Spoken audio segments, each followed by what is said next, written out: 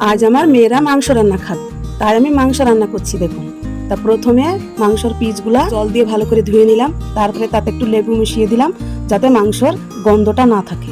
তারপর গ্যাসটা জেলে দিয়ে কড়াই চাপিয়ে দিলাম এবং তাতে তেল ঢেলে দিলাম। তেলটা গরম হয়ে আসলে তাতে দিলাম কুচনো পেঁয়াজ।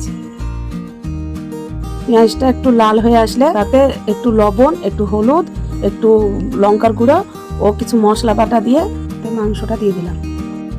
মাংসটা কড়াইয়ে চাপানোর পর তাতে একটু মশলা বাটা দিয়ে দিলাম, দিয়ে ঢাকনা দিয়ে ঢেকে দিলাম। তার কিছুক্ষণ পর ঢাকনা তুলে 1 কাপ জল ঢেলে দিলাম।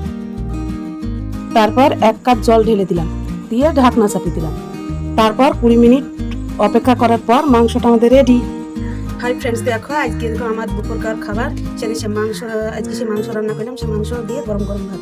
এটি আমার ভাত, এটা লেবু, এটা সেই মাংস, এটা মাছ, এটা ওল সেদ্ধ, আর এটা হচ্ছে 3টে সবজি মিলে একটা সবজি রান্না।